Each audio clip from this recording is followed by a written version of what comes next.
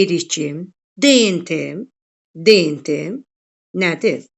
Polimer birləşmədir. Düzdür? Polinukleotidlərdən ibarətdir deyirik. Deməli, polimer birləşmədir. Biz dedik, polimer birləşmə o birləşməyə deyirik ki, orada monomer olmuş olsun. İndi DNT-nin monomeri nədir? Nukleotidlərdir. Gəlin bir nukleotidin turşusunun yox ha, nukleotidin quruluşu ilə tanış olaq.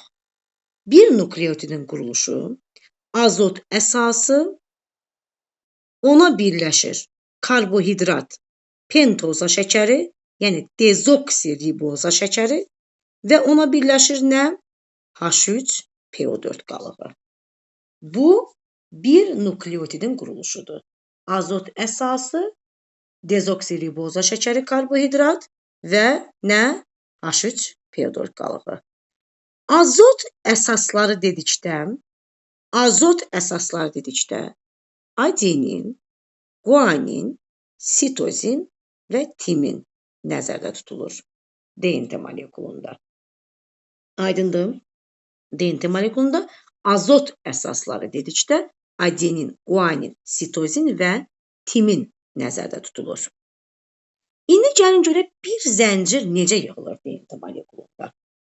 Tutaq ki, bu bir nukleotiddir. Bura qoyaq nə müəllimlər? Adenin qoyaq, hə?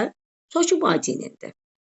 İndi gələk nə bilim, guaninə birləşdirək pentoza şəkərini. Bura gələ nə birləşməlidir? H3PO4. Bura yerləşdirək sitozin, yenə pentoza karbohidrat şəkəri, H3PO4 və yaxud da burada yerləşdirək nəyə? Timini, pentoza və H3PO4. Düzdürmü? İndi siz mənə fikir verirsiniz. Bir nukleotiddə olan azot əsası, karbohidrat və ortofosfat turşusu qalığı öz aralarında kovalent rabitə ilə birləşmişdir. Kovalent rabitə ilə. Deməli, bir nukleotid daxilində neçə kovalent rabitə var? 2 kovalent rabitə görürsünüz. Amma molekulda söhbət bir zəncirdən gedir ha. DNT bilirsiniz ki, 2 zəncirdən ibarətdir. Özdə zəncirlər bilirsiniz antiparalel zəncirlərdir. Bura yadıma salarsınız,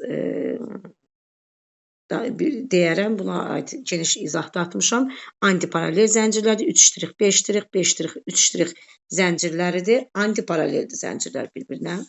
Baxaq, mən danışıram bir zəncirdən hələ ki. Bir zəncir haqqında danışıram. Bir zənciri bir arada yaradan, bir arada tutan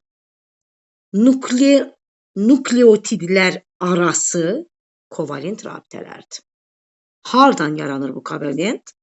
Bunun karbohidratı ilə, bunun ortofosfatı. Karbohidratı ilə ortofosfatı. Karbohidratı ilə ortofosfatı. Gördü amma. Mən burada neçə nukleotid görürəm? 1, 2, 3, 4 nukleotid görürəm. Mənə sual versə ki, bu 4 nukleotidlər arası kovalent rabitənin sayı 1, 2, 3. Bayaqki kimi. 4 barmağımın 3 arası. Bayaqki söhbət. Zülaldakı kimi, peptid rabitədəki kimi. Fikir verin. Nukleotidlər arası sözünü vurğulayıram.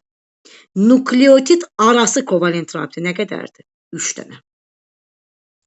Baxın, amma burada neçədən görürsünüz? Bax, desək ki, məsəl üçün, bax, zəncirin başında olan nukleotiddə 1, 2, 3 kovalent rabitə yaradır. Düzdürmü? Bəs zəncirin ortasındakı nukleotid 1, 2, 3, 4 bəli, kovalent rabitə yaradır. Bunlar ayrı-ayrı söhbətlərdir. Yox, desə ki, nukleotid